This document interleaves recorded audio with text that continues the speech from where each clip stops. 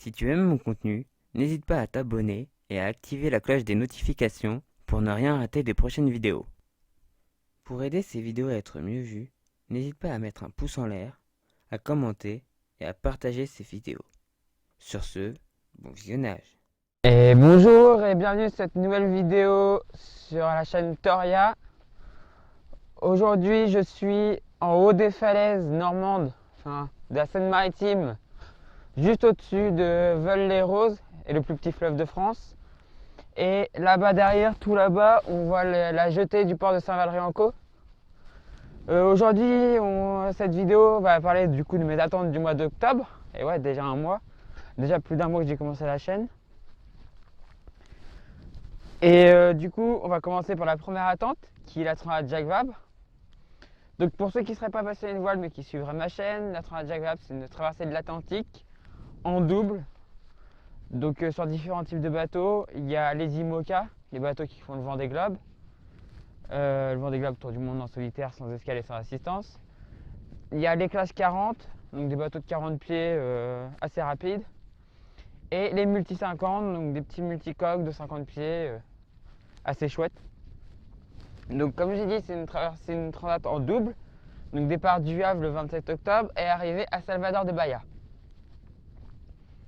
Donc un parcours assez intéressant. Pour les IMOCA, c'est un peu une répétition post-Vendée Globe parce que c'est en fait les premiers. Ça va faire en fait comme les premières semaines du Vendée Globe, enfin les 2 premières semaines après du Vendée Globe. La descente de l'Atlantique et longer un peu le Brésil. Il y a un passage dans le poteau nord qui est toujours très intéressant, qui peut redistribuer les cartes, qui peut. Voilà, c'est une course qui est assez intéressante stratégiquement. On en parlera sur la chaîne de toute façon. Je ferai des vidéos sur le village départ. Du coup, ça sera où j'essaierai de voir, de vous parler des bateaux présents, de vous montrer un peu les différences entre certains bateaux, à mon niveau à moi, hein, mais vous dire ce qu'on peut voir, ce qu'on peut analyser en fait des bateaux qu'on voit.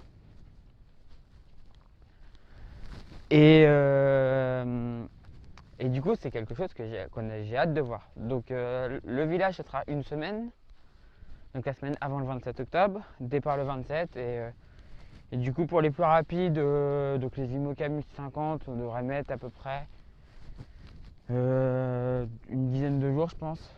Un peu plus. Ouais, non, un peu plus quand même. Vu que le record de la route du Rhum est à 9 jours, je crois. Il y a un peu plus de 1000. Non, on va y avoir à peu près 12 jours de mer, 12-13 jours de mer, je pense. Les multi 50 vont peut-être aller encore un peu plus vite, on verra. Parce que les IMOCA, quand même, surtout les foilers, vont quand même très vite. Les foilers vont quand même très vite, donc il y a peut-être une petite chance que les IMOCA foilers finissent devant les multi 50. Peut-être, on verra. Parce que les images sont quand même très impressionnantes.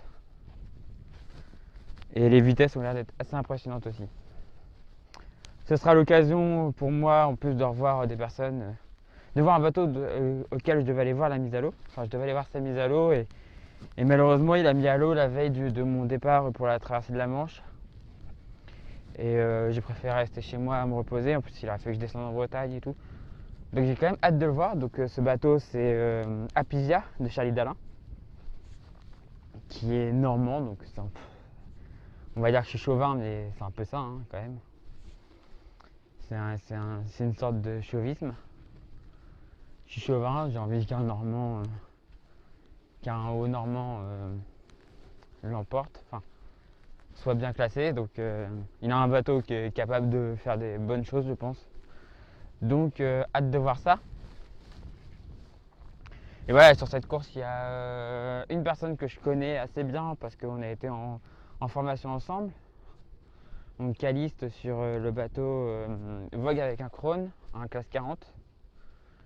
Et du coup, il y a quelques Normands là au départ, c'est plutôt cool, moi j'aime bien. J'aime bien quand il y a quelques Normands. Donc de tête là, il y a Caliste du coup. Il y a Pierre-Louis. Il y a Charlie Dalin. Et il y a Manuel Cousin.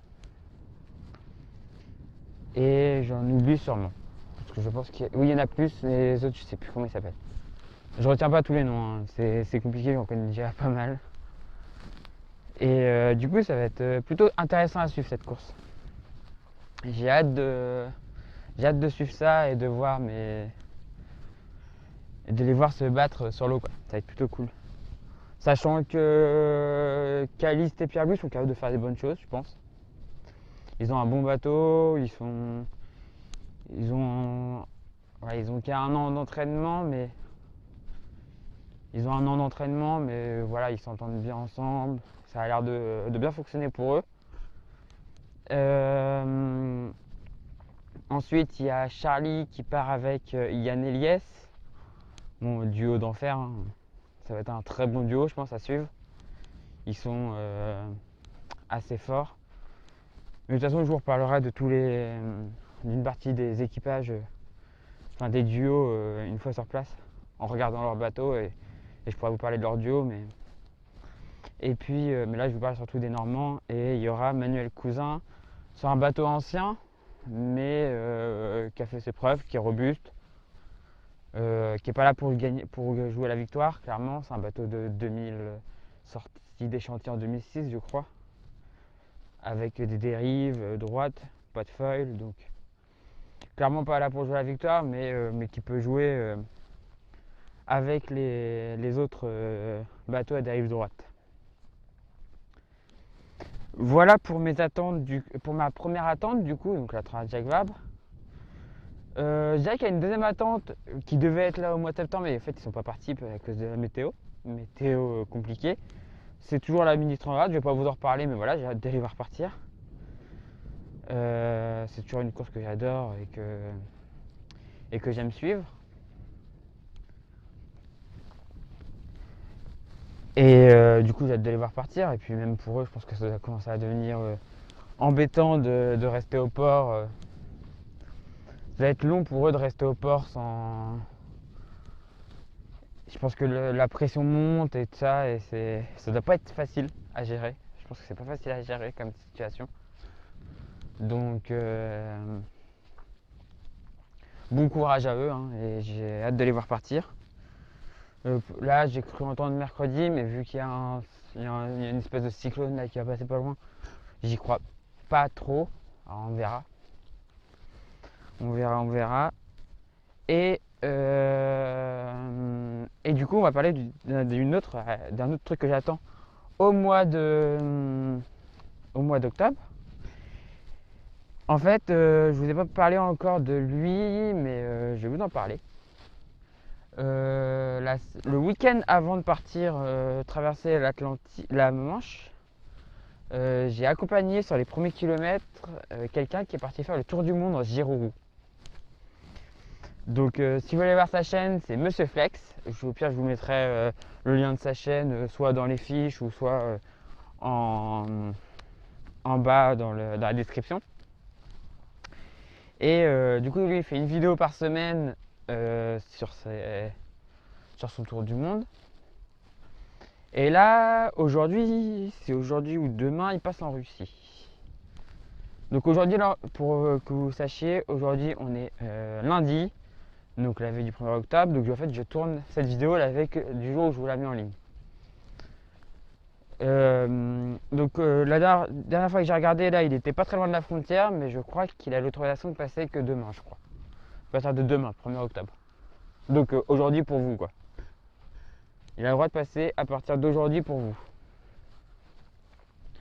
Donc c'est une aventure assez intéressante à suivre. J'aurais pu en parler dans mes attentes du mois de septembre.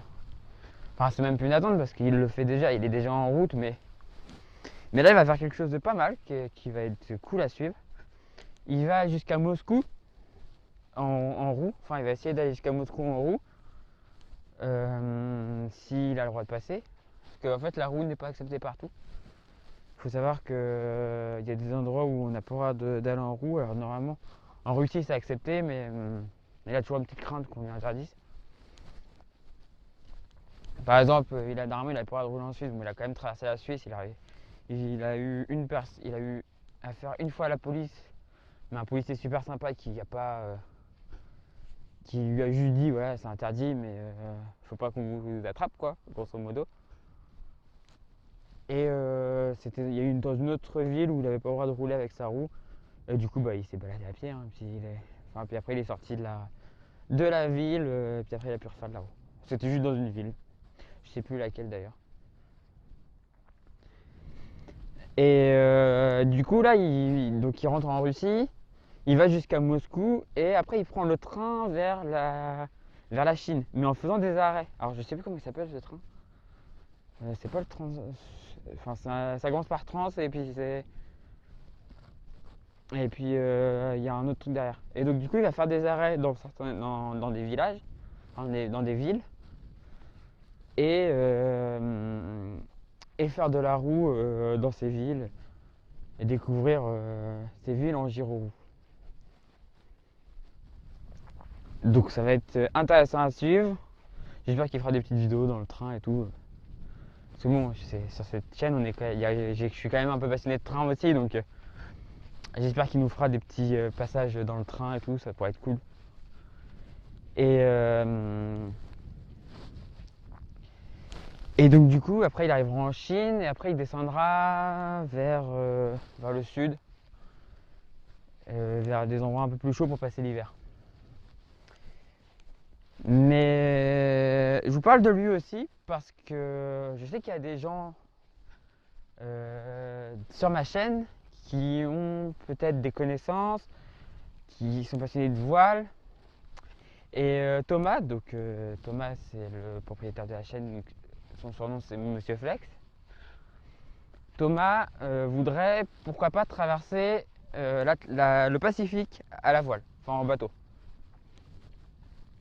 Moi je fais des petites recherches de temps en temps, je regarde si je trouve quelque chose. Je vois que je trouve rien pour l'instant. Mais du coup il voudrait traverser entre le Japon, parce qu'après il remontera au Japon. Il voudrait traverser entre le Japon et les États-Unis. Je pense qu'il sera capable de s'adapter à un endroit d'atterrissage sur les États-Unis, enfin d'atterrissage oui, sur les États-Unis. Donc si on arrive à Los Angeles, bah, Los Angeles, enfin voilà. Il peut s'adapter, il n'y a pas de problème là-dessus, je pense. Il ne faut pas non plus que ce soit trop loin de sa destination, enfin de son parcours, mais je pense que si c'est à 200 km en dessous de l'endroit où il voulait arriver, il n'y aura pas de problème quoi. Je pense pas. Sachant qu'après, l'idée c'est de remonter vers le Canada, de ce que j'en ai compris. Donc si vous connaissez quelqu'un qui va traverser le Pacifique, donc ça sera je crois au printemps prochain, je crois qu'il doit traverser. Qui traverse le Pacifique à la voile ou au moteur, mais au moteur ça m'étonnerait, mais quelqu'un qui traverserait le Pacifique à la voile, il serait intéressé. Parce que je vous explique un peu pourquoi il préférerait prendre le bateau. Alors déjà, parce que c'est plus aventure, déjà, de 1. Et de 2, il a un problème avec sa roue, c'est que s'il veut faire transporter sa roue, il doit la faire transporter dans un avion cargo. À cause des batteries qu'elle contient, il n'a pas le droit de les charger dans un avion avec passagers. Et donc ça coûte super cher. En vrai, je sais plus, il l'a dit là dans un live, mais ça coûte super cher à faire. Donc si vous pouvez l'aider à trouver si vous pouvez l'aider à trouver quelque chose, si vous trouvez quelque chose, allez sur son compte Instagram. Au pire, je le mettrai aussi dans les fiches ou dans la description. Son compte Instagram, vous pouvez lui envoyer un message, généralement il répond. C'est super cool pour ça, il nous répond quand on lui parle. Donc si vous lui dites voilà je viens parce que j'ai vu que vous aviez besoin d'un voyage en bateau entre le Japon et les États-Unis, je pense que ça va l'intéresser assez fort. Voilà. Donc c'est tout pour ça. Et je n'ai pas normalement d'autres attentes. Par si que je pars en vacances, mais je vais aller découvrir pour la première fois de ma vie, je vais aller au Puy du Fou. Bon, ça, je suis content d'y aller. Je pars dans une semaine, donc je vous laisse un peu imaginer qu'il faut que je mette des vidéos en planifié assez en avance, parce que ça va être un mois d'octobre assez rempli, normalement. Donc, j'ai assez hâte. Là, je pars samedi matin. Donc, avant samedi, il faut que je vous fasse tous les épisodes, les 2 gameplays par semaine, plus les épisodes du dimanche. Sachant que la série Transmanche, du coup, est maintenant terminée.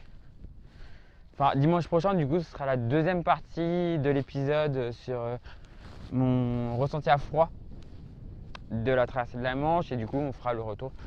C'est la partie retour, la petite traversée dans le Solent, puis la partie retour au Havre, quoi. Qui était assez magique, je dois l'avouer. C'était assez beau. Même si vous verrez que ça n'a pas été toujours facile, mais voilà. Je vous spoile pas trop.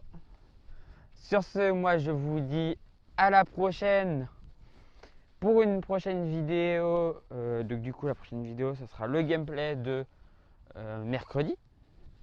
Ah, vous allez être servi là, vous allez avoir une vidéo par jour. Franchement, merci calendrier. 1er octobre qui tombe un lundi, un mardi plutôt. Donc vous avez aujourd'hui, alors du coup c'est à cause du problème, mais à cause du problème que je vous ai dit, donc je vous ai parlé sur mon Facebook, j'ai eu un problème de PC, donc ce soir, donc hier pour vous, vous avez eu le premier épisode sur la traversée de la Manche, ressenti à froid, le ressenti à froid de ma traversée de la Manche. Aujourd'hui, donc vous avez ça. Demain, vous avez le gameplay sur Transport Fever, la 3e vidéo, du coup, la 3e vidéo de la série. Samedi, comme tous les samedis, vous avez une vidéo sur Kerbal Space Program. Et dimanche, vous avez la 2e vidéo sur la 2e et dernière vidéo, du coup, qui conclura en fait la traversée de la Manche. La vidéo sur mon ressenti à froid de la traversée retour. Voilà. Voilà pour le programme de la chaîne. Du coup, moi, je vous dis à la prochaine pour la prochaine vidéo. Et du coup, ciao tout le monde. Et je vous laisse avec cette magnifique vue.